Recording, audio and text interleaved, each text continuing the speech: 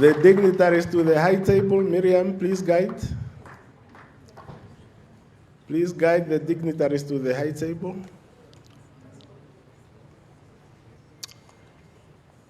The Commissioner, the Director General, and others.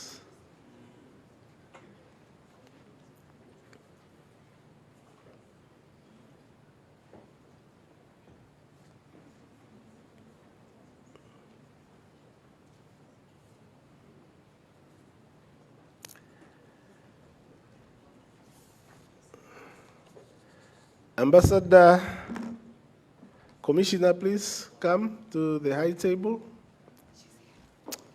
Okay. Honorable Mbami, please to the high table. Director General Hungbo, please to the high table. Minister Kantema, Dr. Kantema, please.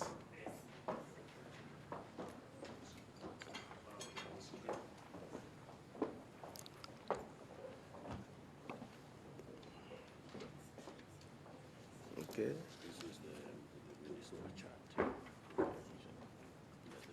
Bambi, okay, very good. Honorable Brandt.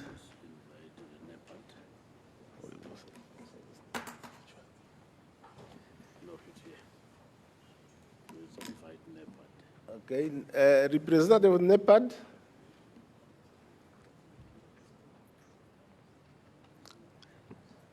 The representative of NEPAD, please, to the high table. Okay. I think all the seats are taken.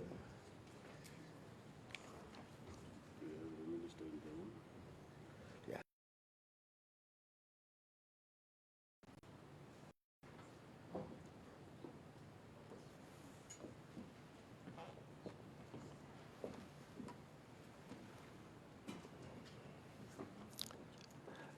Okay. All the dignitaries here, Miriam. Okay, with that, let us remain standing, ladies and gentlemen, for the Namibian and the AU anthem to kick off our meeting. Namibian and AU anthem, please.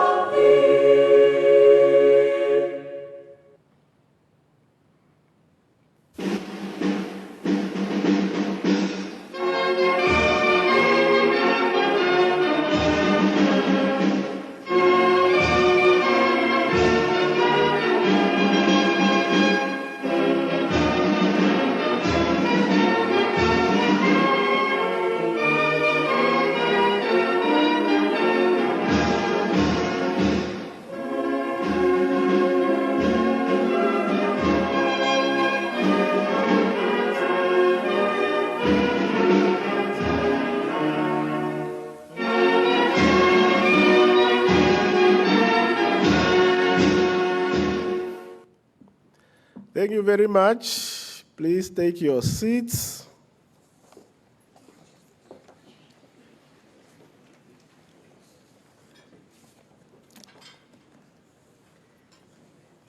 Good morning.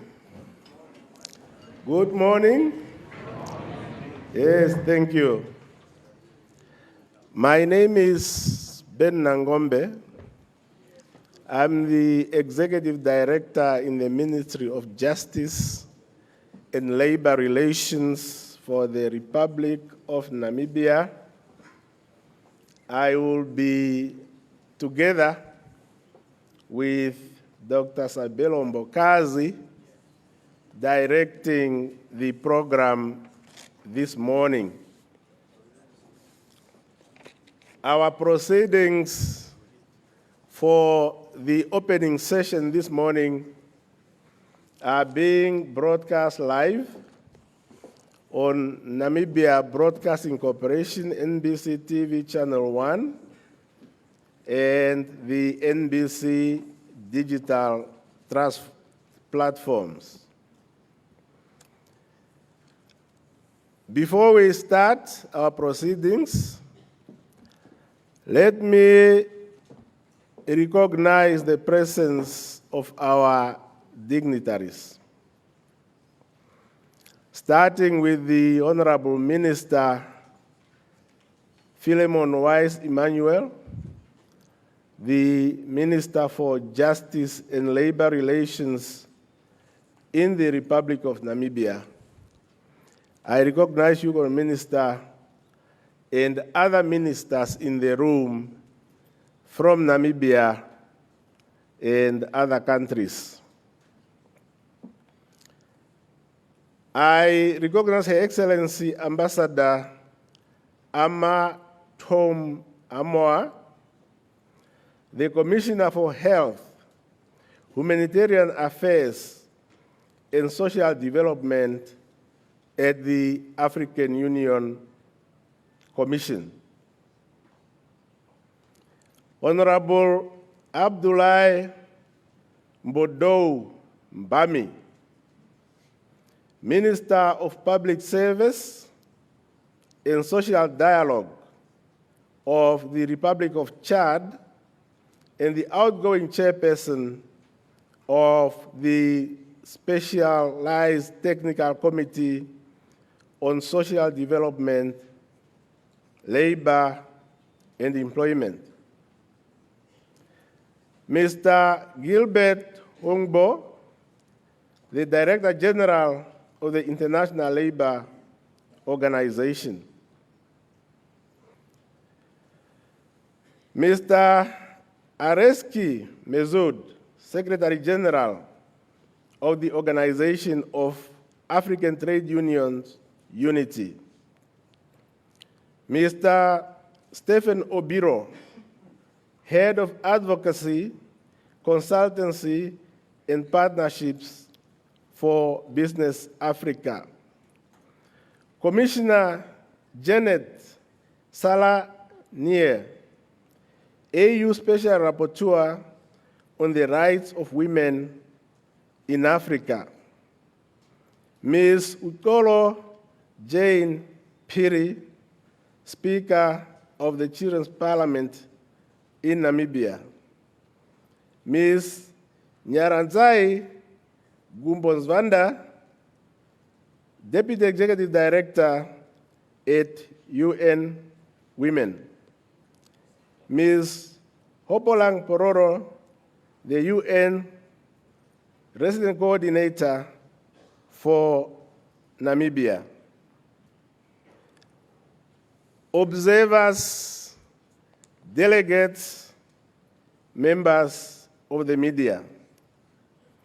We are gathered here for the 6th session of the Specialized Technical Committee of the AU on Social Development, Labor, and Employment, under the theme Investing, Strengthening, and Expanding Social Protection Systems in Africa as Critical Enablers for Inclusion, Resilience, and Social Justice. Our meeting started on the 27th of July and is ending tomorrow, the 31st. From the 27th to the 29th, The experts met at this venue to review the documents prepared for our meeting and to produce a report that will be tabled here this morning for the consideration and adoption by our ministers. The experts, honorable ministers, worked diligently and with dedication. They reviewed the documents as per their mandate, and they did a phenomenal job in doing so, sometimes going beyond the normal working hours. But it's all for good cause. So we are now here during this official opening session before we get into the closed session where consideration of the documents and the whole agenda is going to take place. So we are going to have, as part of our program here this morning, the welcoming remarks for the delegates and the dignitaries. And that welcoming remark is going to be delivered by Honorable Dr. Emma Kantema, the Minister of Gender, Equality, and Child Welfare of the Republic of Namibia. Please put your hands together and help me welcome her to the podium. Doctor.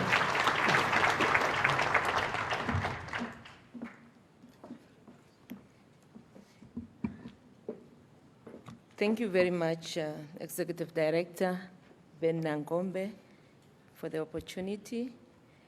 Program Director, Your Excellency Dr. Netumbo Nandi-Ndaitwah, the President of our Republic of Namibia, in her absentia, Honorable, my dear brother, Wise Philemon Emmanuel, the Minister responsible for Justice and Labor Relations in Namibia, Her Excellency Ambassador Ama Tuam Amoa, Commissioner for Health, Humanitarian Affairs and Social Development, African Commission, Director General for ILO, Mr. Gilbert Hongupu, Chair of the STC, the outgoing Chair of the STC, and the Social Development, Labor and Employment Bureau, Honorable Ministers and Deputy Ministers from various countries, Excellencies, distinguished delegates, ladies and gentlemen, Program Director, allow me to adopt the protocol already so ably established by yourself and to say very good morning to our delegates. In Namibia, we greet each other, good morning. Thank you very much. Now I can see we are responsible for social protection. It's both an honor and a privilege to welcome you to Namibia, and particularly to the 6th session of the African Union Specialized Technical Committee for Social Development, Labor and Employment that is being hosted in Namibia, the land of the brave. On behalf of the government of the Republic of Namibia, I extend to each of you a warmest welcome. We are truly honored to host this important meeting, and we are especially privileged by the presence of our AU Commissioner, as I indicated already, our Director General for ILO, honorable ministers responsible for social protection on the continent. Ladies and gentlemen, in Namibia, we are led by our first female president, Her Excellency Dr. Netumbo Nandi-Ndaitwah, whose unwavering commitment to social justice, inclusive development, and investment in people continue to inspire us as a nation. Her Excellency is a visionary leader in championing social protection as a cornerstone of national development. To all our distinguished guests, all the ministers, members of the STC, I trust that alongside your productive deliberations, you will enjoy our renowned Namibian hospitality. I'm sure you've already experienced as you arrived in Namibia. You will also enjoy our winter sunshine, which is not so cold, and the calm beauty of this remarkable land. Your Excellencies, ladies and gentlemen, we gather under a theme, as it was already alluded to by the Director of Ceremony, which is profound significance to investing in strengthening and expanding social protection systems in Africa as a critical enablers for inclusion, resilience, and social justice. We are reminded that social protection is no longer an option. It is an essential pillar of resilience societies. It is an essential pillar towards sustainable economies and peaceful nations. This is not merely a policy conversation. It's a conversation about the future of our continent. It's about the Africa that we aspire to build. Today, as leaders, we are cognizant that Africa is one of the youngest continents in the world. As you all know, that nearly around 70% of our population are youthful people below the age of 30, and more of that, 60% are younger than 25. This youthful demographic is one of our greatest comparative advantage as a continent. It presents us, therefore, with an opportunity to harness the demographic dividend of this youthful population. And at the same time, distinguished guests, it challenges us to ensure that our programs, our policies, our legislations are youth-centric to serve the population of Africa. If we invest wisely, Africa's young people will become the engine of sustainable development, innovation, and inclusive economic growth. Excellencies, honorable ministers, distinguished delegates, it's for this reason that Namibia continues to expand and strengthen our social safety net. Namibia's social protection measures include child grants, disability grants, foster care and kinship care grants, old age pension, conditional basic income grants, and funeral benefits for the pensioners. This is alongside free education that we offer as Namibia, as we believe in the transformative power of education. This gathering, therefore, comes at a defining moment for our continent. As leaders who are entrusted with the well-being of our people, we have both an opportunity and an obligation to shape social protection systems that are sustainable, adequately financed, and responsive to Africa's evolving realities. Let us therefore move beyond viewing social protection as one of those recurrent expenditures and instead recognize it as a strategic investment in human capital, social stability, economic resilience, and sustainable development. Together, we must strengthen our domestic resource mobilization and expand coverage to those working in the informal economy, and to ensure that no African is left behind. If Africa is to achieve the aspirations that we have in the Agenda 2063, the SDGs, social protection cannot remain at the margins of development. It must therefore occupy the very center of our national development agendas. Distinguished guests, your presence here honors the work we do in Namibia. Your work honors the people of Africa. Once again, welcome to Namibia, welcome to Windhoek. May your deliberations be productive, your partnerships strengthened, and your stay in Namibia both memorable and inspiring for you to return back. Make sure that you spend all the dollars in Namibia. I thank you.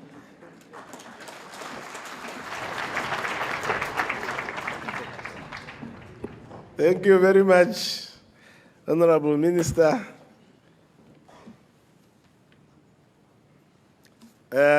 Yes, I think that encouragement is very critical. After all, we are talking about issues of improving the living conditions of the people, and by spending money here, you will be supporting the local economy. Now, one thing that needs to be pointed out is that this meeting is not only being held in a tripartite fashion where you have governments, unions representing workers, and the business sector, the employers. We are also witnessing broadening the tent, whereby we are hearing from our development cooperation partners, and we are hearing the voices of the youth. So that broadened tent is speaking to, as the Honorable Minister who welcomed us said, the fact that social protection and economic growth cannot be an option if we are to develop our continent and to protect our communities. So the next speaker is from the Organization of Africa Trade Unions Unity, my brother Areski Mazoud. Areski has an interesting history and engagement with Namibia. Those that are familiar with our political history are aware of the national liberation struggle led by SWAPO. And Areski actually at some point joined SWAPO. So he has that history for Namibia as a freedom fighter. So he is now representing the trade unions, and please welcome him with a thunderous round of applause.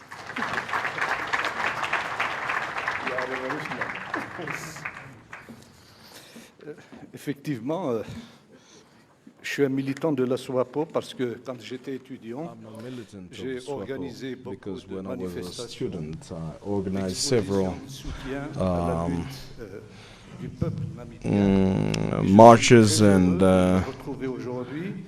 led many people of Namibia, and I'm here in a free country, and this is a great honor for me, truly.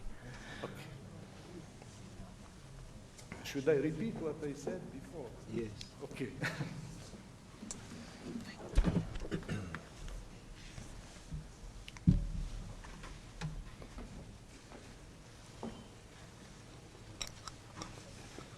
It's okay now? Can I? Okay.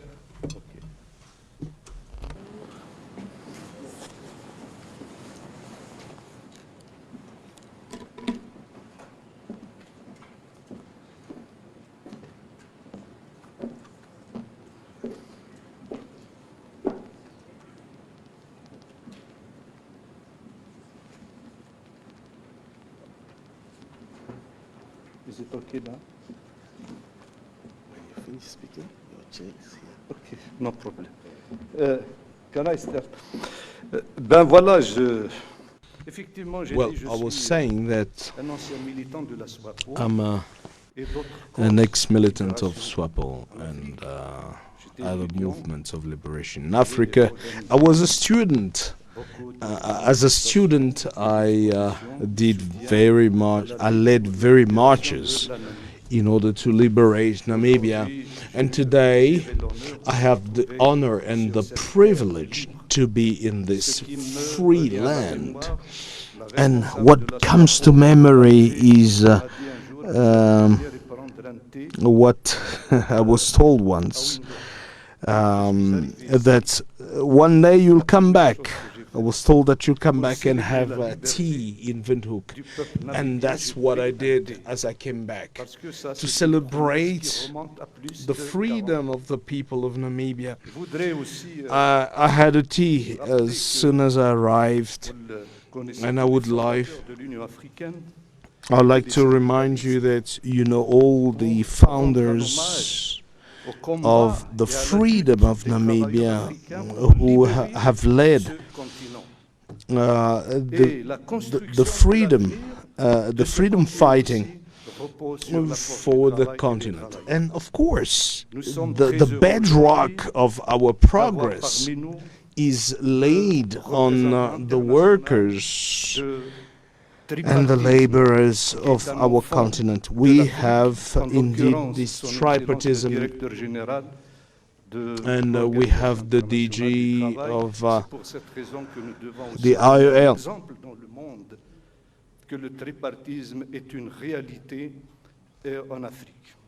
Reminding us that tripartism is a reality in Africa.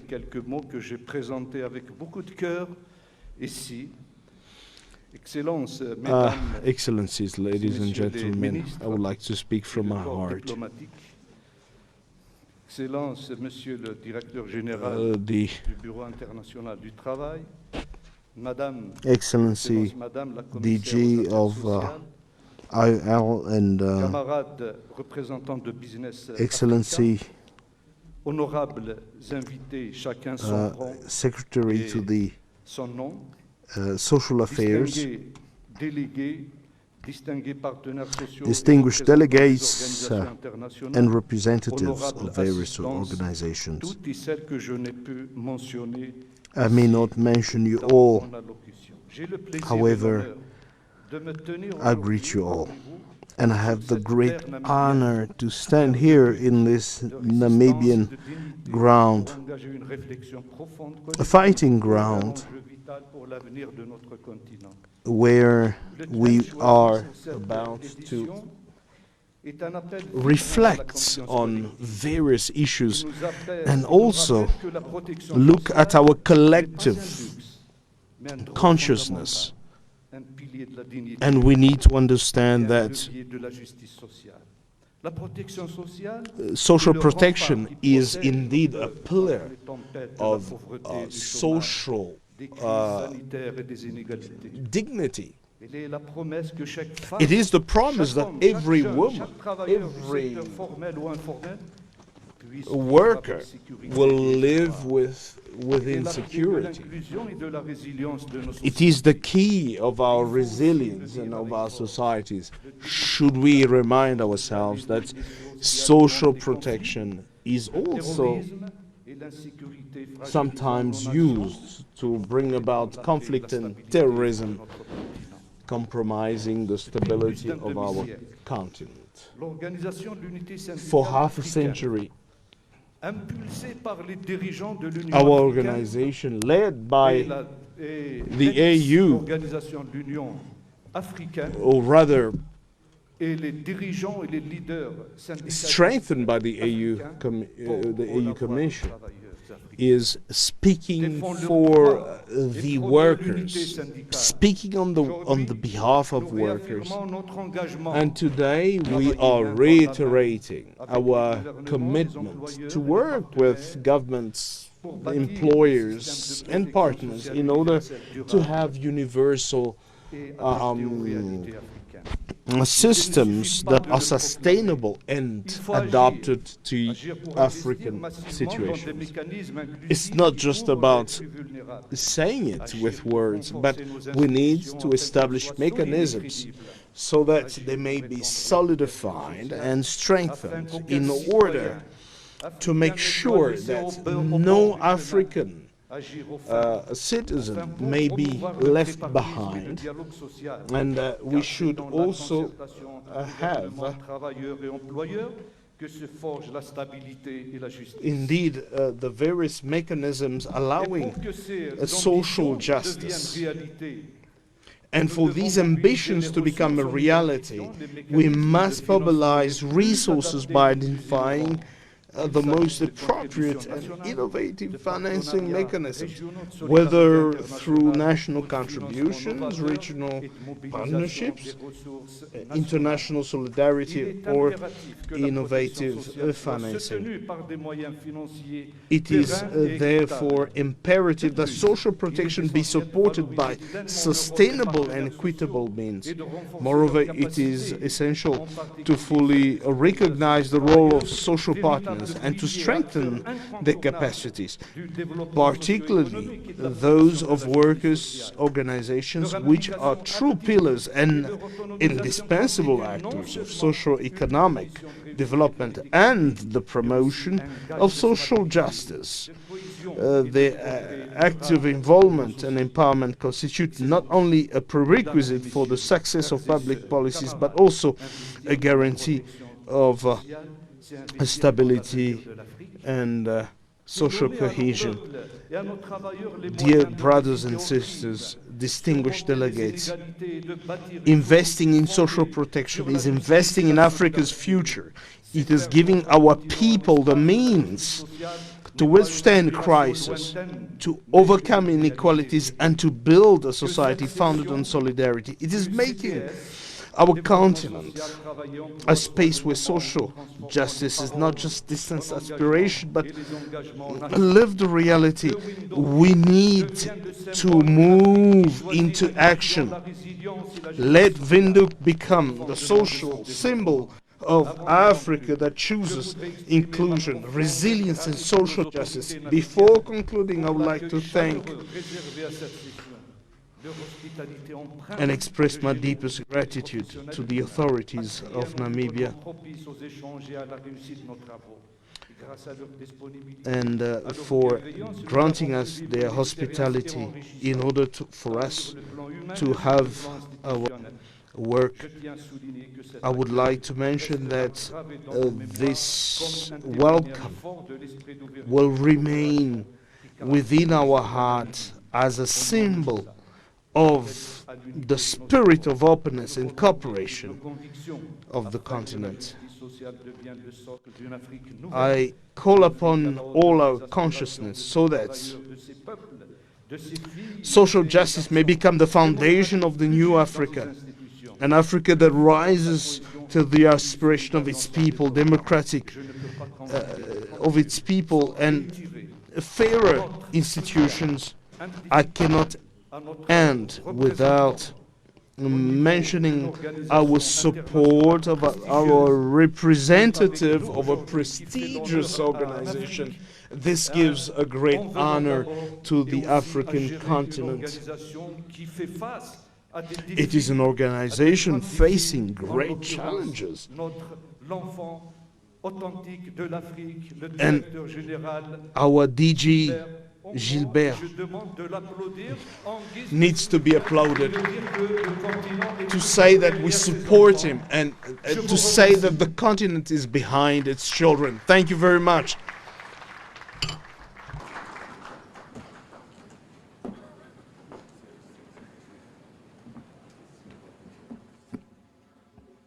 Thank you very much. Zareski is speaking like a true revolutionary.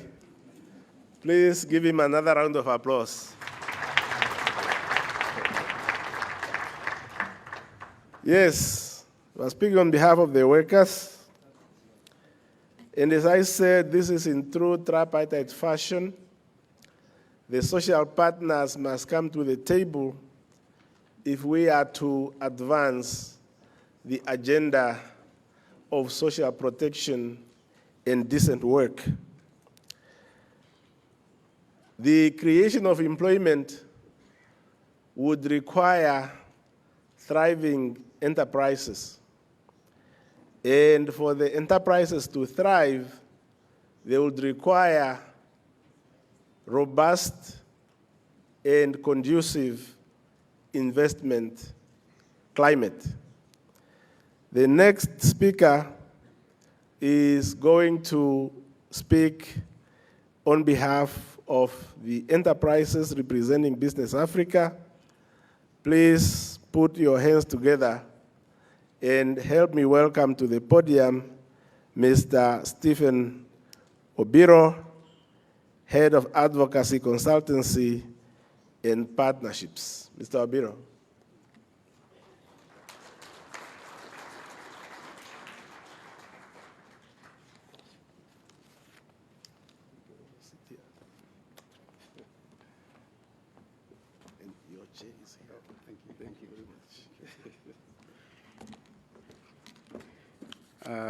Thank you. Your Excellency, the President of the Republic of Namibia, Dr. Netumbo Nandi, in absentia, Your Excellency, Ambassador Amoa, our Commissioner for Health, Humanitarian Affairs and Social Development of African Union Commission, Your Excellency Gilbert Humbo, our Director General for the International Labour Organization, my brother Azeki, our chairperson for the Bureau, the Honorable Minister for Abluai, the Minister for the Republic of Chad, Excellencies, the ministers present, dignitaries, allow me to write on the protocols that were established. Excellencies, let me start by commending the experts who have been here doing the donkey job, combing through the documents and ensuring that now this meeting can happen. Can we just also appreciate them? Thank you. I also want to commend the member states that included tripartite delegations and encourage others to follow their examples. I don't know if we have member states that included tripartite delegations. Can you just show by raising your flag on the table so that yes, let's appreciate those member states. Because when we talk of tripartism, they're actually the ones that are ensuring that we uphold that. Your Excellencies, this Specialized Technical Committee on Social Development, Labor and Employment is our only continental platform for high-level tripartite social dialogue. We know that it brings together key stakeholders in social development, labor and employment, so that we can be able to understand each other's interests, choices, and the reasons behind the positions that we take and be able to move together. This STC is meant to drive business, workers, and social protection by ensuring that we are united and even our laws are able to be coordinated and aligned together. And so we from the business sector, we value this STC because we know that the deliberations that happen in this STC are geared towards ensuring that we have a better business environment, as my brother indicated, because when we speak in one common voice, when we become united, then we can ensure that we deliver really progress for every African citizen and community. And that unity is very important. Sometimes, as we are going to discuss, I saw in the program issues of labor migration, and I've always wondered, why comes that when we negotiate sometimes our bilateral labor agreements, we end up undercutting each other? Africa is better when we are united, when we speak as one voice, and when we ensure that our people, they receive the dignity they deserve wherever they are. Excellencies, as we meet in this land, I've been told that this is the land of the brave. And I know we've been told, my brother Zek here is one of those freedom fighters. It reminded me that Africa's freedom that we have has been not given just to us, but is what we fought for, what our heroes fought for. And they gave us a vision, our Pan-African vision, that in this vision, they believed that Africa will rise again, that businesses, workers, citizens, and the states will be thriving at some point. And for us to meet this way, then it's an opportunity for us to be able to honor that Pan-African vision, and through the bold, practical actions that we are going and decisions that we make, that builds a better Africa for today and tomorrow. Excellencies, We agree that poverty and low literacy drive harmful practices and decisions in African households and communities. But we have the opportunity to grow our economies, to raise domestic revenues, and invest in better in development, including social protection systems, quality public services, poverty eradication initiatives, and community education. Too often, Your Excellencies, we focus on the challenges. And we talk about high informality and poverty. We talk about limited skills. We talk about weak social protection systems. We talk about fragmented initiatives. We talk about barriers that we have to integration, insecurities, and conflicts. We talk about weak implementation of strategies and the limited fiscal space for development, among others.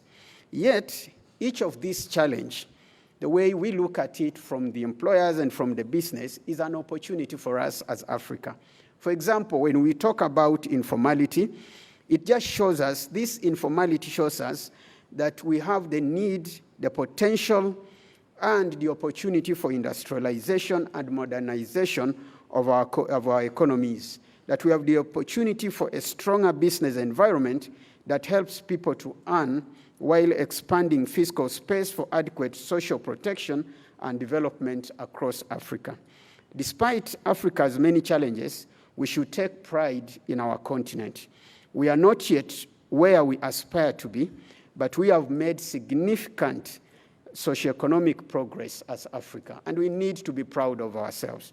Africa is no longer defined by crisis.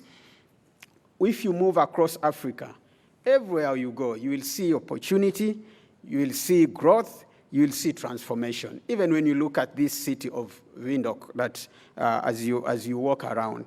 The challenge, what we see in Africa, as from the business, is that the pace of development remains slow, and it is below Africa's true capacity. And that's what we need to address. Excellencies, the Africa we want will not happen by accident. You remember the words of Malcolm, who said that the future belongs to those who prepare for it today. Africa we want is a result from bold, transformative actions by member states and the regional economic communities to advance our vision as it's outlined in African Union Agenda 2063.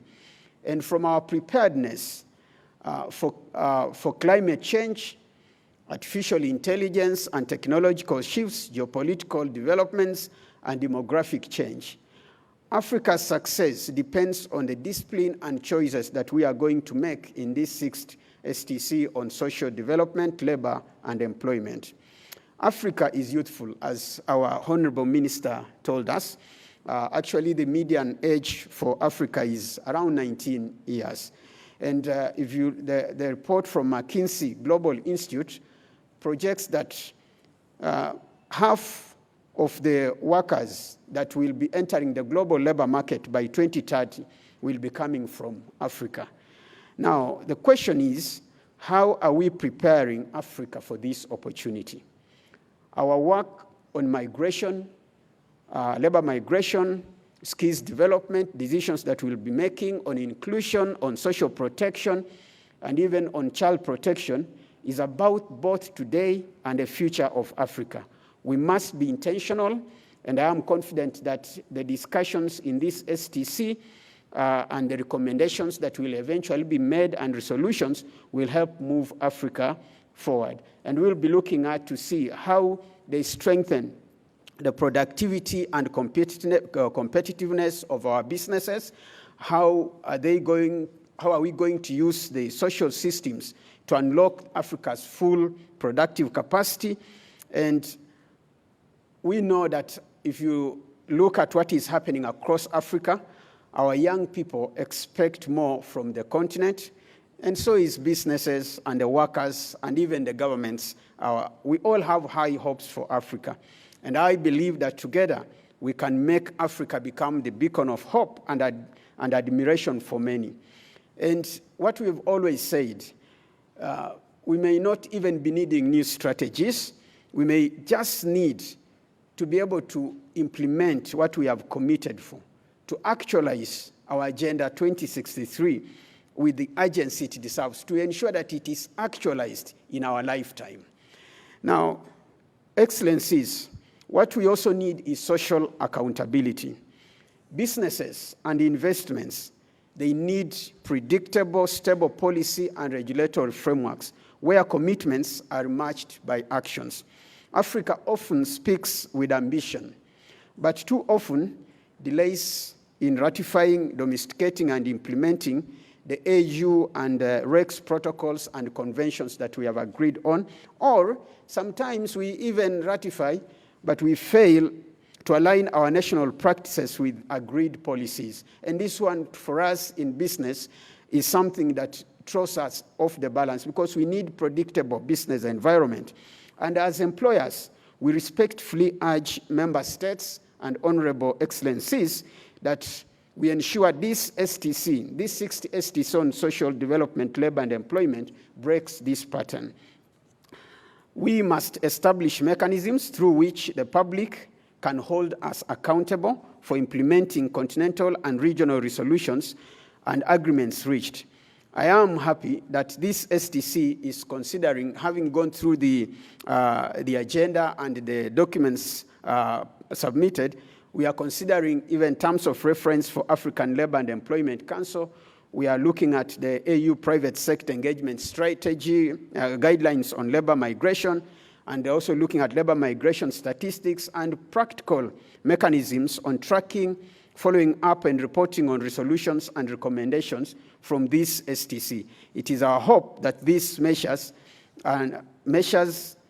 shall ensure that nothing falls through the cracks.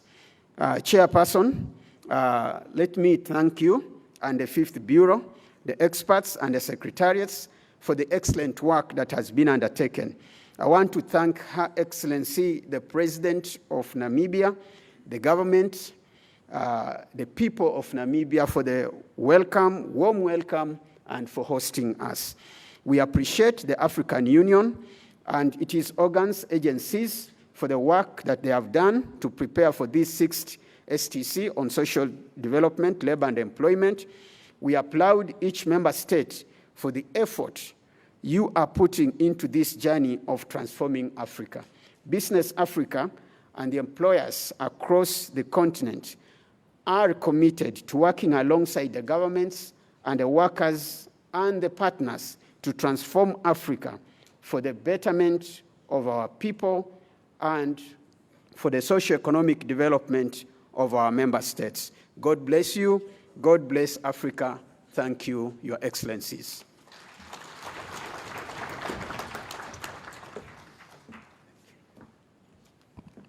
Thank you very much, my brother, for that poignant message.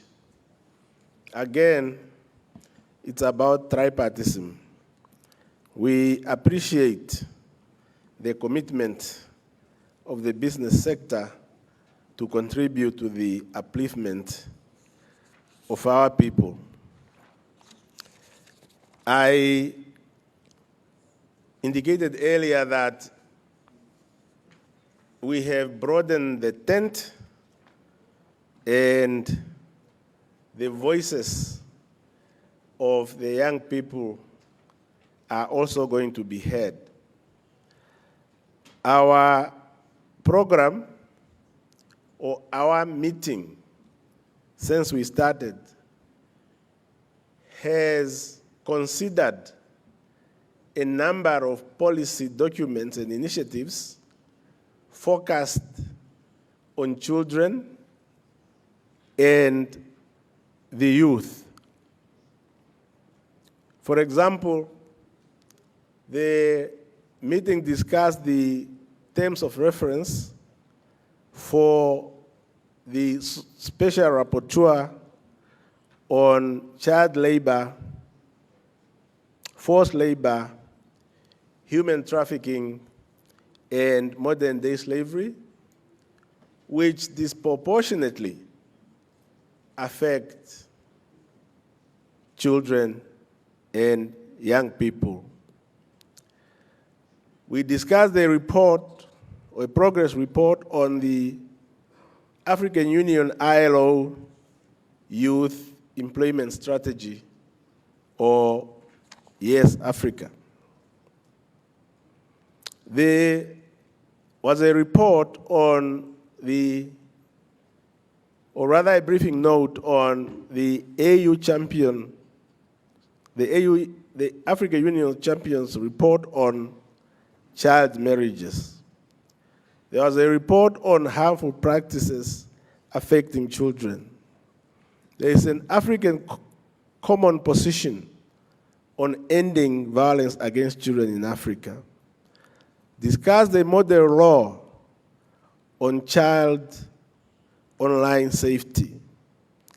There's a briefing note on child protection and ending harmful practices.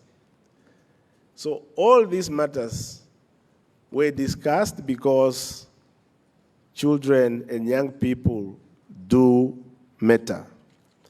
And that is why we have someone amongst us here to speak on behalf of the young people. She is the Speaker of Children's Parliament in Namibia. Please put your hands together and welcome to the podium Ms. Utkolo Jane Piri.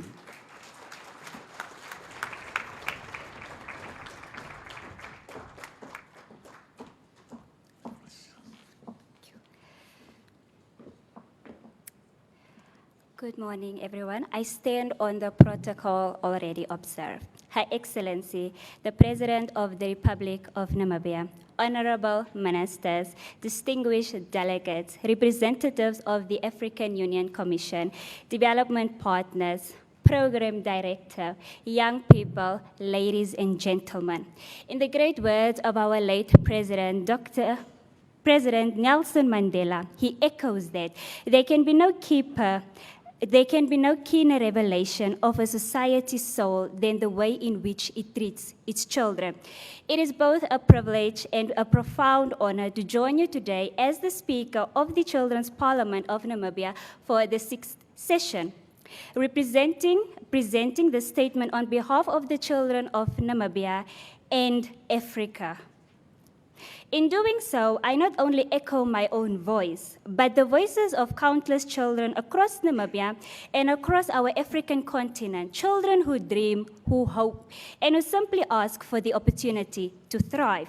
As we reflect on this year's theme, investing, strengthening, and expanding social protection systems in Africa, a critical enabler for inclusion, resilience, and social justice, I invite us to remember what social protection truly means through the eyes of a child. To a child, it means going to bed without fear. It means arriving at school with hope instead of hunger. It means knowing that when life becomes difficult, someone, somewhere will not look away. It means growing up protected, valued, and given a fair chance to succeed. In the Children's Parliament of Namibia, I have had the privilege of listening to children from different regions and different backgrounds. While our circumstances may differ, our aspirations are remarkably similar. We want to learn, we want to feel safe, and we want equal opportunities. But above all, we want to be heard, not after discussions have been made, but while those discussions are being made. Too often, children are spoken about, but not spoken to. Yet no one understands the realities facing children better than children themselves. Across Africa, millions of children continue to face poverty, violence, exploitation, harmful practices, displacement, and inequalities. These realities should never become acceptable simply because they are common. Behind every statistic is a child with a name, a dream, and unlimited potential. That is why investing in children is not an act of charity, it is an act of leadership. Every child who is educated strengthens our economies, and every child who is protected strengthens our communities, and every child whose voice is valued strengthens our democracy. Today, I respectfully ask for 3 commitments. Let us place every child at the center of our social protection systems, and let us strengthen our efforts to protect every child from violence, exploitation, and abuse, both offline and online. And let us move beyond symbolic participation by ensuring the children are recognized as genuine partners in shaping the decisions that affect their lives. Africa is the youngest continent in the world. This is not our challenge, it is our greatest opportunity. If we invest in today's children with courage and conviction, we will build the Africa envisioned in Agenda 2063, which says the Africa we want, and leave a legacy that generations will be proud of. Allow me to end with this thought. A child who feels protected becomes an adult who protects others tomorrow. A child who is given an opportunity becomes a leader who creates opportunities for others tomorrow. And a child whose voice is heard today becomes a citizen who strengthens democracy tomorrow.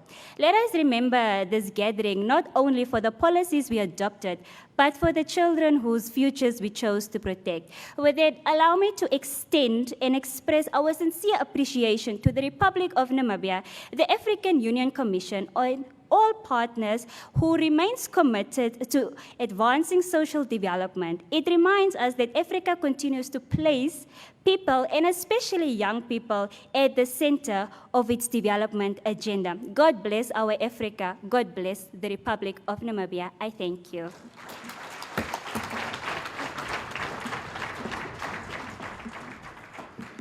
Thank you very much. Very articulate, Jane, well done. That message is loud and clear. Give another round of applause to our young person. Ladies and gentlemen, we are privileged to have amongst us a dedicated African, a leader who has promoted social justice and social protection as an African leader. The Director General of the International Labour Organization, His Excellency Gilbert Hungbo, is amongst us, demonstrating the strong partnership between the African Union and the International Labour Organization and under his leadership. We are indeed honored to have you in our midst, sir, and it is my honor to invite you to the podium and to address the gathering. Please, ladies and gentlemen, put your hands together and welcome His Excellency Gilbert Hungbo, the Director General.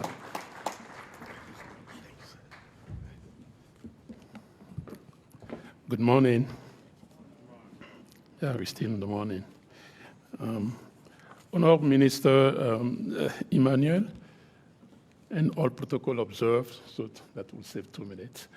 Let me start by thanking both the government of Namibia and the African Union for not only convening this STC, but also for inviting ILO to join, and we really appreciate this opportunity. Particularly, we know that in the last 6 decades, the African Union and the ILO have partnered to advance decent work, social justice, and inclusive development. We have doing everything we can to support the labor institutions the social protections and the AU Agenda 2063. We also do know that our continent faces significant demographic, economic, technological, and climate-related challenges. At the same time, opportunities such as the Africa Continental Free Trade Agreement, the digitalization, the green transition, all those opportunities as well can drive transformation. By 2050, 1 in 4 workers globally will be an African.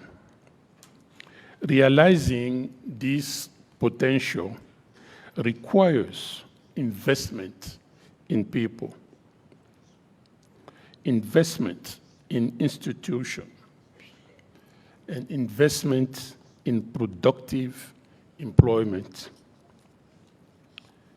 Social protection is a cornerstone of this agenda. It is not merely a cost, but it is an investment that strengthens resilience, an investment for better productivity, an investment for social cohesion in our continent, an investment in sustainable growth, the care economy, and the domestic workers. The ILO remains committed to expanding inclusive social protection, particularly for women and girls,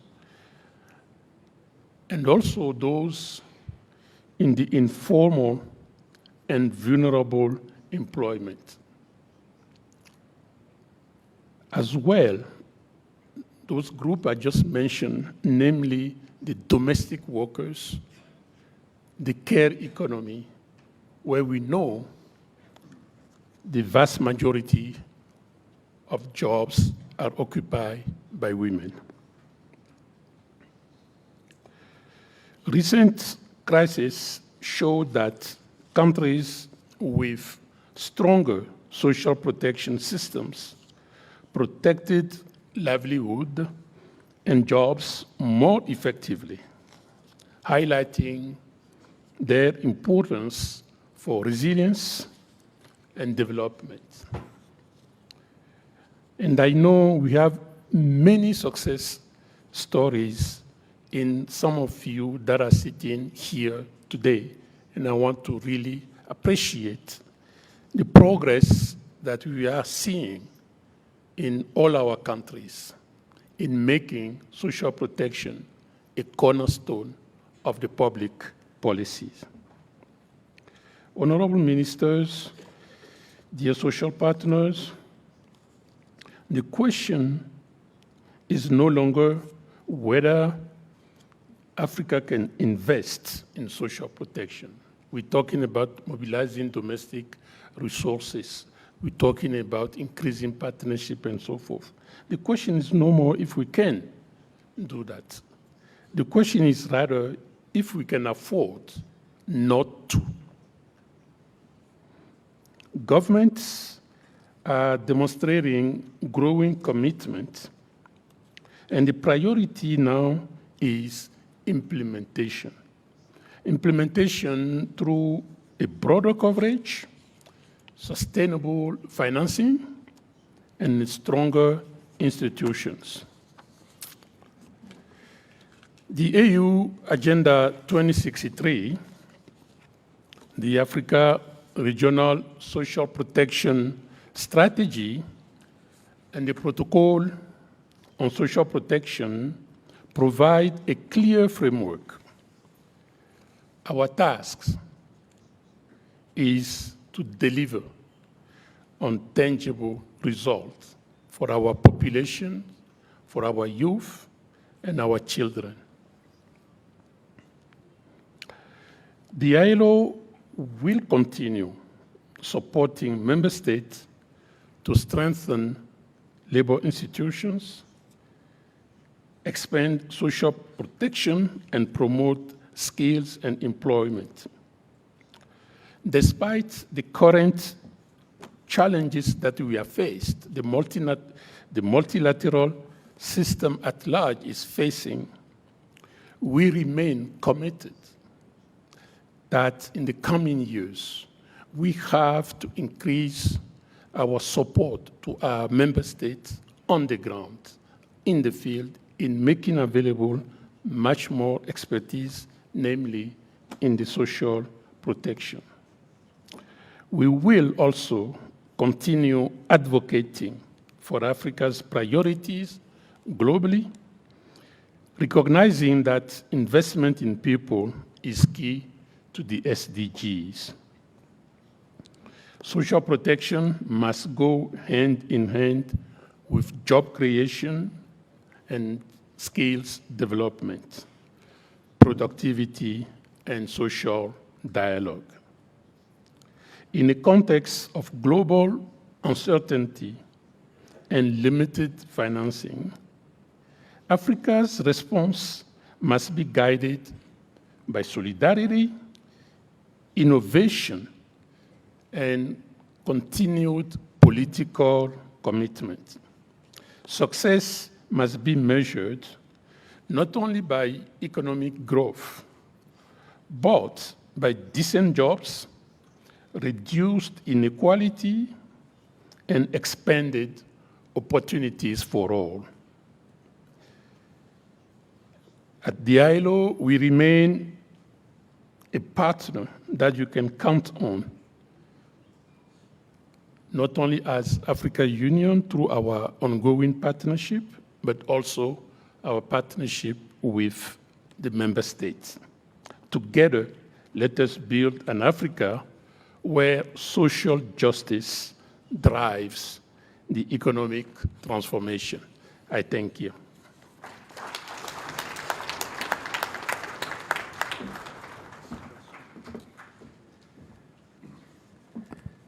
Thank you for that statement, sir, underscoring the importance of investing in people, investing in institutions, investing in productive activities. And the question that you pose, say, is very important. That is not whether we can invest in social protection, but whether we can afford not to. And I think the answer to that is known to all of us, is a resounding no. We cannot afford not to invest in social protection. And again, economic growth can not only, or rather prosperity can not only be measured in economic growth alone, but also in decent jobs and social protection. Another round of applause for the DG, please. As I indicated earlier, I'm directing this program with my brother Sabelo from the AU Commission. And at this juncture, I wish to yield the podium to him to come and take over from where I left off. Please welcome Sabelo to the podium.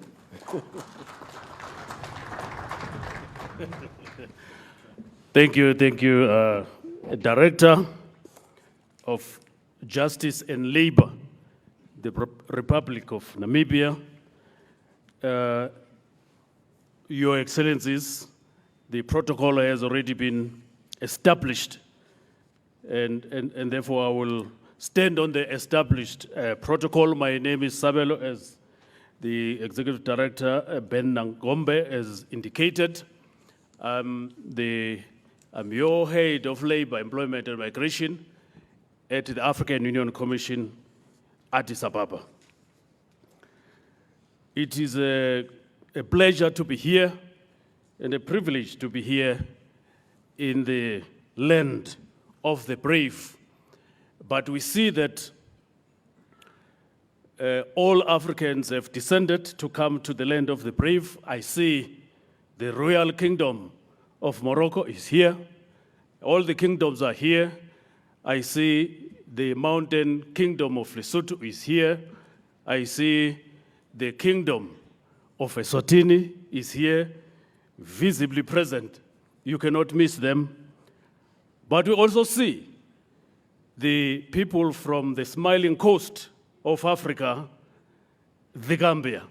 We see people from the Pearl of Africa, Uganda. We see people from the south, the South Africa, the Rainbow Nation. But the Rainbow Nation is sitting next to the people from the home heart of Africa. This is Malawi. We see people from Ivory Coast, Cote d'Ivoire, the elephants. But Chipolopolo is here as well, Zambia. So we thank you for convening. We thank you for convening to this place under the theme that has been mentioned: investing, strengthening, and expanding social protection systems in Africa. Your Excellencies, honorable ministers, you see the color scheme here is blue. It reminds us the African Union theme of the year, which focuses on water and sanitation. And water and social protection, you cannot separate it. It's a basic requirement, and therefore we should be reminded by the color scheme that this is a year of water and sanitation at the African Union Commission. The African Union is a system. It has organs, it has specialized technical offices, and one of the organs is the organ that you know, Outer NEPAD. And Outer NEPAD is here represented. The CEO is represented by our dear brother, the director, Simera Gray Johnson, who will then represent the CEO of the NEPAD. Now allow me to invite our brother director, Simera, to come and make a presentation. Thank you very much, Program Director. My dear brother, Sabelo, it's always good to be with you. Honorable Philemon Wise Emmanuel, Minister of Justice and Labor Relations of the Republic of Namibia, Honorable Abdullahi Modu Mabi, Minister of Public Service and Social Dialogue, Republic of Chad, and Chairperson of the STC, Honorable Ministers from the African Union member states present, Your Excellency, Ambassador Amatum Amoa, my Commissioner for Health, and my dear sister, Commissioner for Health, Humanitarian Affairs, Social Development, of the African Union Commission, the representatives of the government of the Republic of Namibia, honorable ministers present, the Director General of ILO, ladies and gentlemen, colleagues.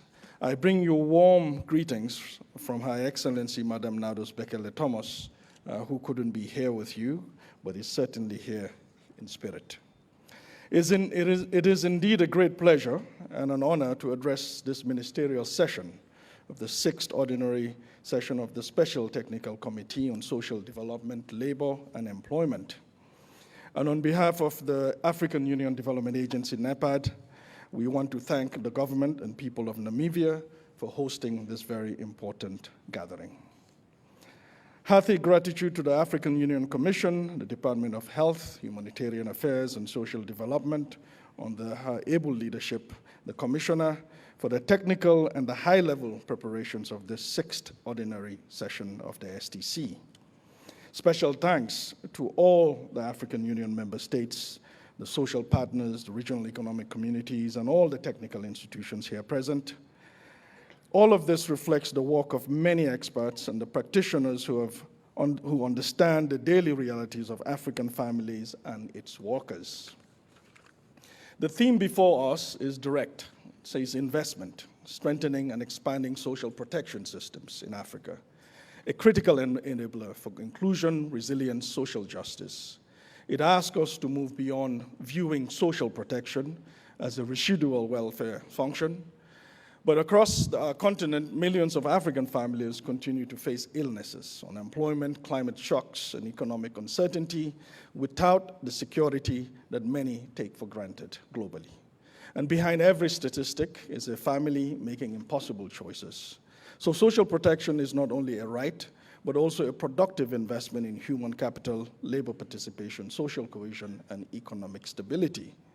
Therefore, these sessions that we are going to have from Monday onwards takes place in a difficult context. You will recall the Doha political declaration adopted at the Second World Summit for Social Development and the G20 Social Summit held in South Africa renewed the international commitment to eradicate poverty, promote decent work, advance equality, and build inclusive societies. Yet, the financing environment has increasingly been tightened. Official development assistance have fell sharply in 2025 and is projected to decline again this year and in the next 5 years. Bilateral assistance to sub-Saharan Africa is expected to face some more challenges and steep reductions. These are warning signs, serious warning signs, and they cannot be ignored. In this regard, our social systems cannot depend on uncertain external flows. International solidarity remains essential, but African ownership, African leadership, especially domestic financing and strengthening our institutions and capacities becomes much more paramount. Excellencies, allow me to state that the African Union Development Agency continues to contribute in this regard through its strengthening national institutions supporting vulnerable communities SNVC program. Through the SNVC program, the African Union Development Agency produced a report enhancing social protection systems in Africa. Gaps, implementations, challenges, and policy options, and we have distributed this report. And in this report, you'll see that we've identified persistent informalities, fragmented programs, weak institutions, low coverage, and limited use of integrated data. The report recommends strong national institutions, better coordination, and responsible use of technology and sustainable partnerships. The African Union Assembly has also given the work that we are doing a clear continental mandate. Through Decision 973, the African Union Development Agency has been requested to work with the Commission, regional economic communities, to develop a comprehensive Africa Social Protection Framework, CASP. The CASP is intended to serve as an implementation-oriented continental reference framework. It is not aimed at replacing continental or regional instruments, but rather consolidate them and ensure efficiencies in implementation of social protection interventions. These efforts are reinforced by other African Union development programs. For example, the Creating Opportunities for Youth and Women in Africa program, funded by the Spanish government.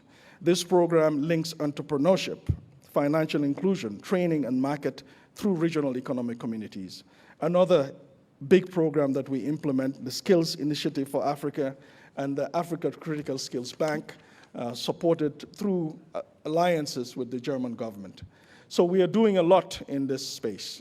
Honorable ministers, the decisions that we will take here in Windhoek must give our member states a practical direction. And I want to quickly highlight 4 steps that we must reflect on. First, we must treat social protection as a national investment priority by including social protection floors and life cycle guarantees in national development plans. Second, we must build integrated delivery systems, and I think we've heard this earlier this morning, by connecting social protection with health, education, employment services, labor programs, and so on. Third, we must extend protection to people who remain outside the formal systems.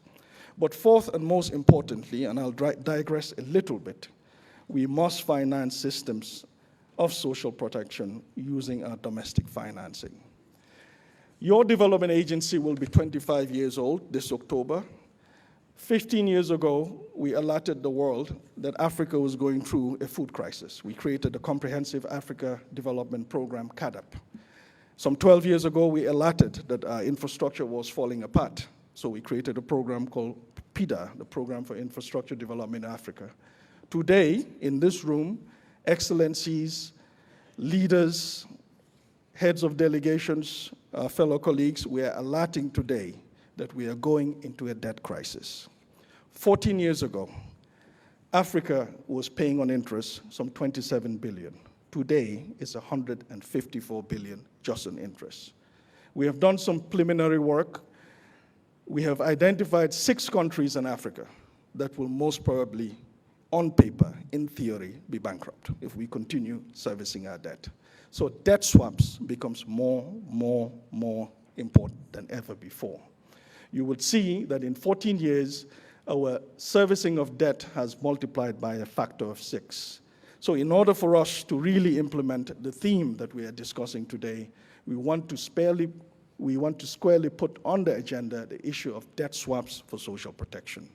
And we call upon you, leaders, the commissioner, the ministers here present, that we put on the agenda the issue of debt swaps for social protection.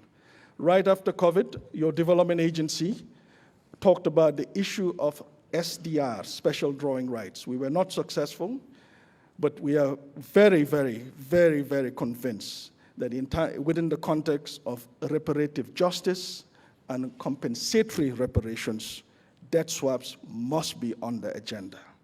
And we really call upon you to work with us based on the work we're doing on debt swaps for health, debt swaps for education, and now we want to introduce debt swaps for social protection. This is the only way we can really fund our social protection systems in Africa. In conclusion, allow me to thank everybody, especially the technical team on behalf of our Chief Executive Officer. Of course, we continue to collaborate with the Commission under the leadership of Commissioner Amoa herself and the regional economic communities, member states, the workers, employers. We have a strategic alliance with ILO implementing a new program with them in 2026. And DG, we look forward to working closely with your team on that. And we are here ready. As I said, we will be 25 years old as a development agency. We have put social protection on the agenda, and we'll work very closely with all of you to make sure we implement the CASP. So on behalf of our Chief Executive Officer, I want to say thank you so much for giving us this privilege to make this statement. Thank you so much.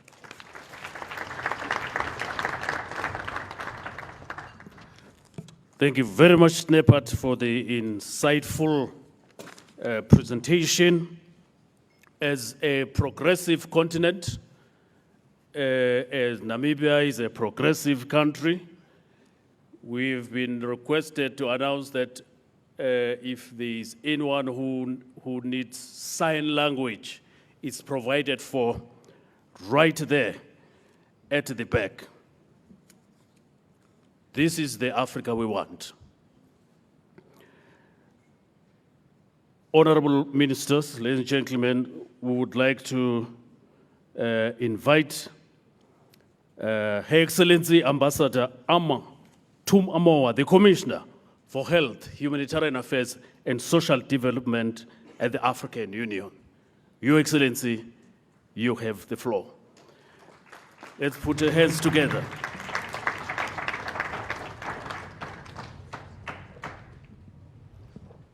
Until she arrives.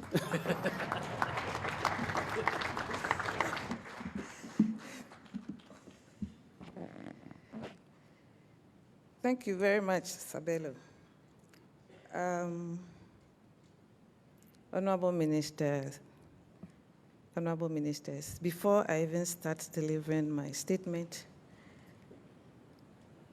what I can say from everything that I've heard this morning is the fact that there seems to be consensus on what Africa needs and on what Africa has to do.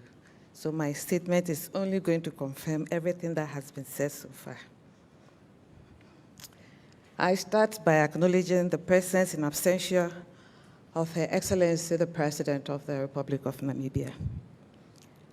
Honorable Philemon Wise Emmanuel, Minister of Justice and Labor Relations of the Republic of Namibia, honorable ministers here present, distinguished delegates and representatives of AU member states, heads of regional economic communities, colleagues from the AU family, colleagues from the UN family, the World Bank, and other development partners and institutions.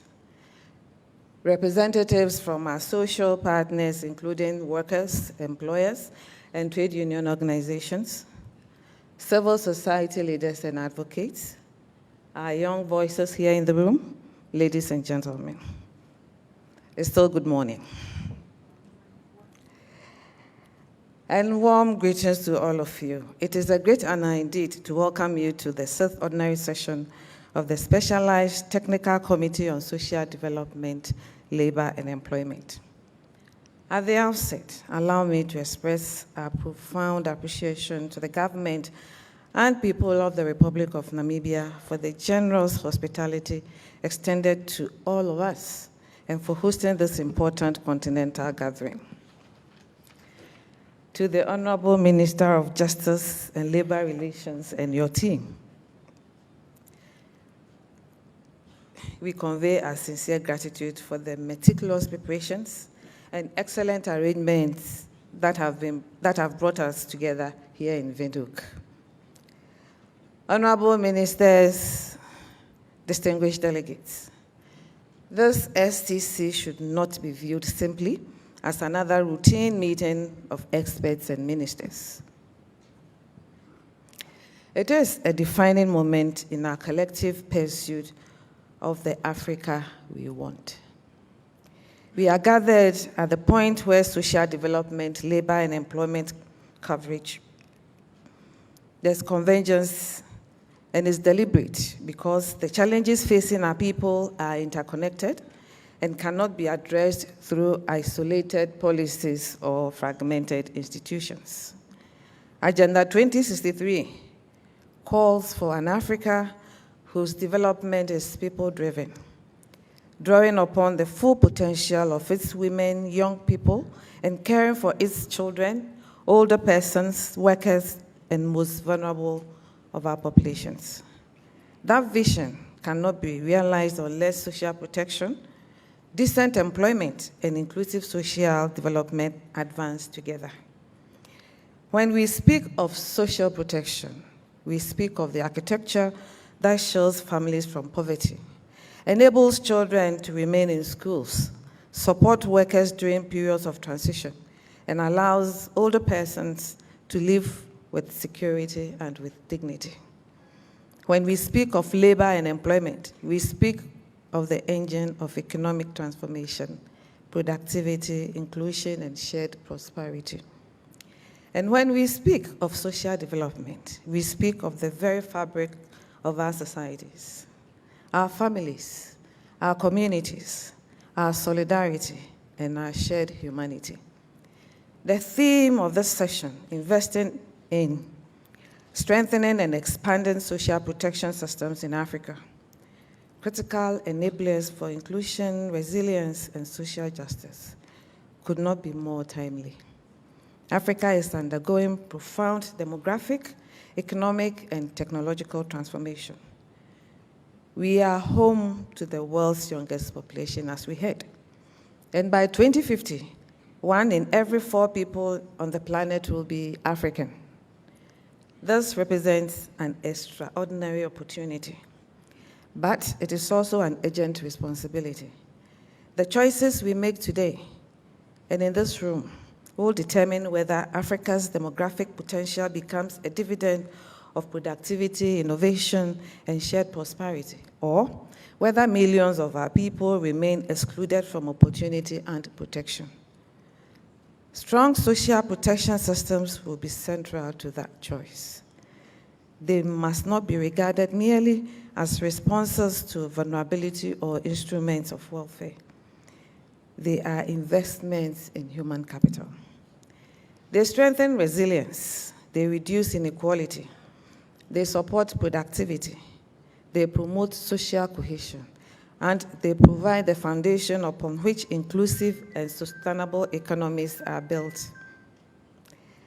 Honorable Ministers, at the heart of our theme lies a deeper imperative, the principle of leaving no one behind. This must never become a slogan that we repeat without consequence. It must remain the moral compass of our policies and the practical measure of our success. We must see the child whose birth has never been registered and who, as a result, remains invisible to public systems. We must see the person with a disability who encounters barriers to education, employment, and essential services. We must see the informal worker who labors every day without health insurance, a pension, or income protection. We must see the family displaced by conflict or climate-related shocks. We must see the rural community without access to social services. And we must see the young person entering the labor market without skills, opportunity, or support. Social justice demands that our systems reach them all. No child should be invisible. No worker should be unprotected. No person with a disability should be excluded. And no community, definitely, should be abandoned in moments of crisis. This session takes place at a pivotal moment for our continent. Africa is navigating overlapping and mutually reinforcing challenges: persistent poverty and inequality, conflict and displacement, climate-related shocks, rapid urbanization, unemployment, and the accelerating digital transformation of work and social relations. Yet, within these challenges lie opportunities. We have an opportunity to redesign systems that are more inclusive, to expand protection to workers in the informal economy, to harness digital technologies while safeguarding rights and dignity, to invest in children and young people, to strengthen support for families and communities, and to build institutions that are prepared not only to respond to crisis, but also to anticipate and withstand them. The decisions taken here on financing, governance, institutional coordination, partnerships, implementation, and accountability will determine whether Africa's social protection systems are equal to this moment. I'm encouraged by the agenda before us. The ministerial panel provides an opportunity for candid reflection and bold political leadership. The focus on youth and social protection reminds us that protecting young people is not an expense, but an investment in Africa's future. And the consideration of the experts' report ensures that our decisions are grounded in evidence, technical rigor, and the realities of member states. I wish to particularly acknowledge the child parliamentarian whose presence amongst us carries the powerful message: children are not merely beneficiaries of policies we adopt. They are the right holders. They are citizens of today, and they must be heard in the decisions that shape their lives and futures. Honorable Ministers, distinguished delegates, as we forge ahead, I invite all of you to engage with candor, to listen with humility, and to deliberate with the ambition that this moment demands. Let us move beyond diagnosing challenges that are already well known. Let us identify practical solutions. Let us address the persistent gaps between continental commitments and national implementation. Let us determine how social protection systems will be sustainably financed. Let us strengthen accountability for the decision we take. And let us ensure that the policies we adopt here are translated into programs that reach people in their homes, workplaces, schools, and communities. The African Union Commission remains fully committed to supporting member states in translating the outcomes of this section into actions. But our collective success will depend on political will, domestic investment, institutional capacity, and sustained cooperation among governments, workers, employers, civil society, young people, as well as our development partners. No institution can deliver this agenda alone. But together we can build systems that protect people throughout their life course and enable every African to contribute and benefit from the continent's development. Let this session be remembered not simply for the documents considered or the decisions adopted. Let it be remembered as the moment we chose courage over comfort, investment over inertia, implementation over intention, and inclusion over indifference. Let it be remembered as the moment we resolved to build an Africa in which no child is invisible, no worker is unprotected, and no community is left behind. Because the Africa we want will not emerge by chance. It will be shaped by the choices we make, the systems we build, and the promises we honor. The Africa we want begins with the Africa we build together. The time to build it is now. May God continue to bless each one of us gathered here today, even as He blesses our beloved continent, Africa, with unity, prosperity, and peace. I thank you all for your attention.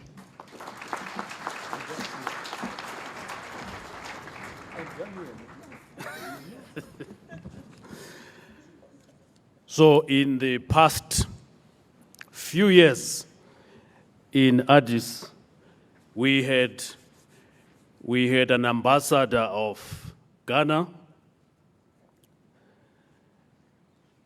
In the past few years, we had an ambassador of Ghana. In no time, when we had the previous elections for the African Union election, the ambassador of Ghana emerged as a commissioner. Give her a round of applause. Thank you very much, Commissioner, for your message and your dedication and the dexterity in which you conduct the business.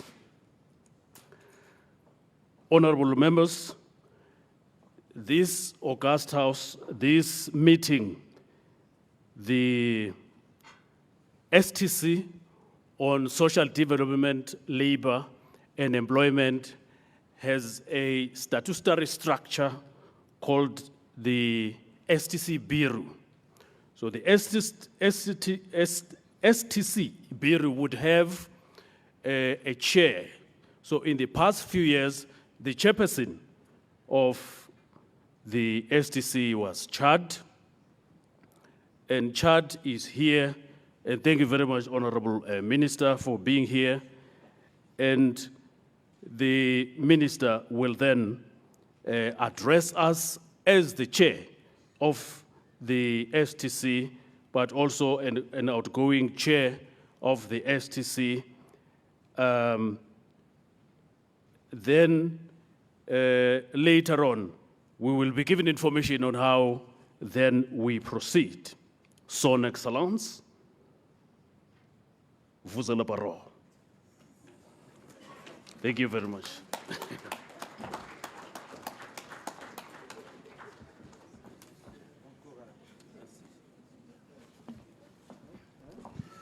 Merci beaucoup. Thank you so very much, Mr. Sabelo. Before giving my report of 2 years as a chair of the STC, I would like to thank dearly to the government of Namibia. Thank you to Her Excellency Dr. Netumbo and the people of Namibia for welcoming us. This has been 2 days we're here, and we have been welcomed so warmly. And I thank you from the bottom of my heart. Your Excellency, Honorable Philemon Wise Emmanuel, Minister of Justice and Labor Relations of the Republic of Namibia, Your Excellency, Honorable Dr. Emma Kantema, Minister of Gender Equality and Child Welfare of the Republic of Namibia, honorable ministers and members of government from across the African Union, member states and head of delegation, Your Excellency, Mrs. Nados Bekele Thomas, Chief Executive Officer of the African Union Development Agency, NEPAD, Your Excellency, Ambassador Ama Tum Amoa, Commissioner for Health, Humanitarian Affairs and Social Development of the African Union Commission, Honorable Mr. Gilbert Humbo, Director General of the International Labour Organization, distinguished representatives of the African Organization of Trade Union Unity,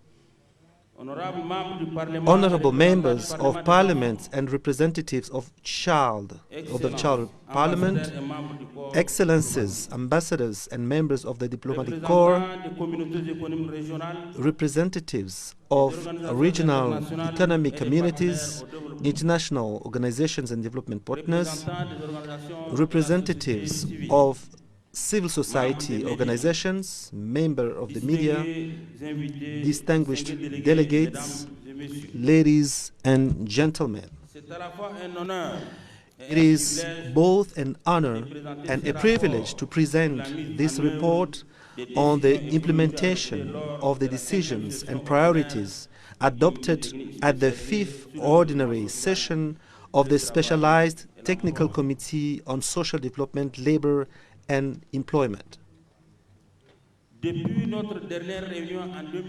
Since our last meeting in 2024, the African Union has continued to demonstrate strong continental leadership in advancing Africa's social development, labor and employment agenda. Guided by the Agenda 2063 and our collective commitment to inclusive growth, social justice, and human dignity, the African Union, working closely with member states, regional economic communities, social and development partners, has made notable progress in strengthening policy frameworks, promoting regional cooperation, and supporting member states in addressing some of the continent's most pressing social and labor challenges. These achievements have been realized within an evolving global and continental context marked by emerging socio-economic, demographic, and development pressures. Nevertheless, the African Union has continued to strengthen policy leadership, coordination, and implementation support, reaffirming its commitment to a people-centered development approach that advances inclusion and ensures that no one is left behind. Excellencies, one of the most significant areas of progress has been the advancement of labor migration governance. Through the Joint Labor Migration Program, implemented with the International Labour Organization, International Organization of Migration, and GIZ, the African Union supported member states and regional economic communities in advancing harmonized frameworks for safe, orderly, regular, and right-based labor migration. Key continental instruments, including the fair and ethical recruitment strategy, migrant welfare program framework, and related guidance on regular migration pathways and access to justice have strengthened migrant worker protection, promoted decent work, and enhanced evidence-based labor migration governance. The African Union has also advanced social protection as a foundation for inclusion, resilience, and social justice. Through strengthened continental coordination, including the establishment of the Technical Working Group on Social Protection and efforts to extend coverage to informal economy and rural workers. Progress in promoting the social and solidarity economy through the adoption of the 10-year strategy and establishment of the African Cooperative Center has further positioned inclusive economic models as drivers of employment and social inclusion. Recognizing the importance of the Africa's demographic dividend, the African Union has continued to advance youth employment through the implementation of the Youth Employment Strategy for Africa. The Africa Youth Employment Action Lab, supporting member states to expand skills development, entrepreneurship, and disemployment opportunities for young people. Excellencies, significant progress was equally recorded in advancing Africa's social development agenda. The African Union strengthened efforts to prevent and address harmful practices affecting children, including child marriage and female genital mutilation. Through the operationalization and the AU Accountability Framework on ending harmful practices and the development of the EU model law on online child safety, investing continental action to safeguard children's rights and well-being, the institutionalization of the EU Child Participation Platform, and the launch of the first African Union Champions Report on ending child marriage have further reinforced political commitment, accountability, and children's meaningful participation in policy processes. The African Union has also continued to advance disability inclusion, health, aging, family development, and right-based social policies. The entry into force of the Protocol on the Rights of Persons with Disabilities in Africa, alongside progress toward the ratification of the Protocol on the Rights of Other Persons, reflects growing commitment to safeguarding the rights and dignity of vulnerable populations.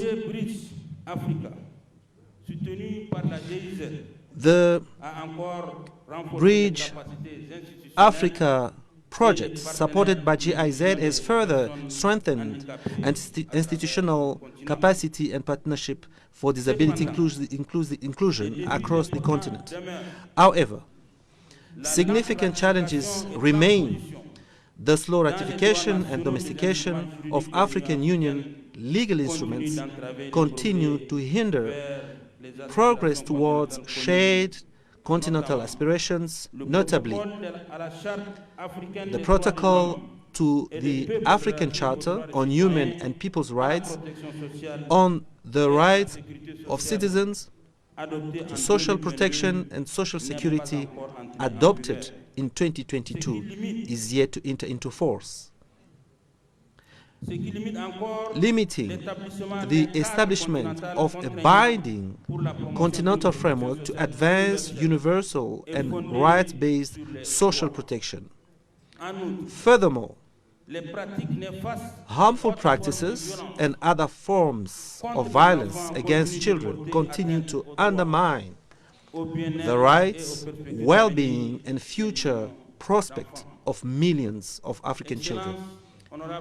Excellencies, honorable ministers, the progress achieved since the fifth ordinary session reflects the collective commitment of the African Union and its member states to building inclusive, resilient, and prosperous societies. Our success however, will ultimately be measured by our ability to translate continental commitments into meaningful improvements in the lives of our citizens.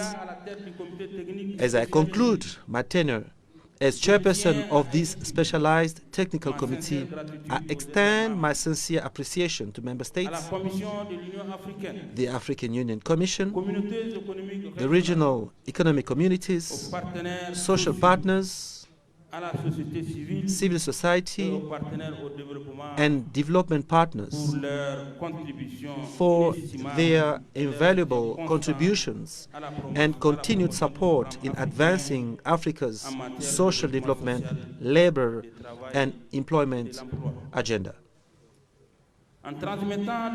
As I hand over the chairmanship, I do so with confidence that our shared commitment will continue to advance a future anchored in inclusion, dignity, decent work, social justice, and shared prosperity. I thank you for your kind attention.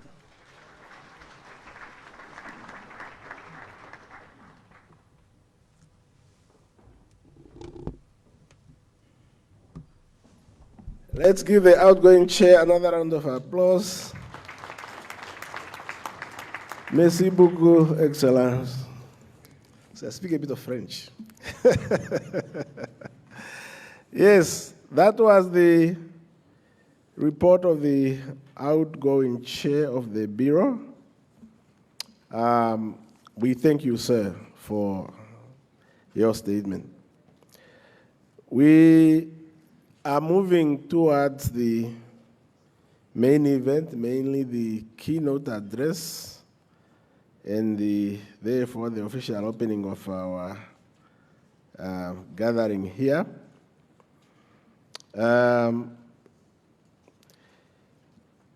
The keynote address is going to be delivered on behalf of Her Excellency President Netumbo Nandi Ndaitwah by our Honorable Minister of Justice and Labor Relations.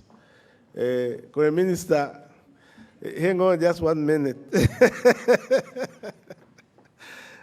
So the minister will do 3 things now, or perhaps I can do one of them.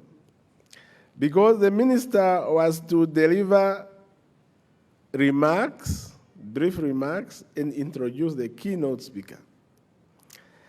Now the minister is the keynote speaker. So he will still have 2 things. That is his remarks and the keynote speaker speech. But he cannot introduce himself to you. So I'll just say a few words. Honorable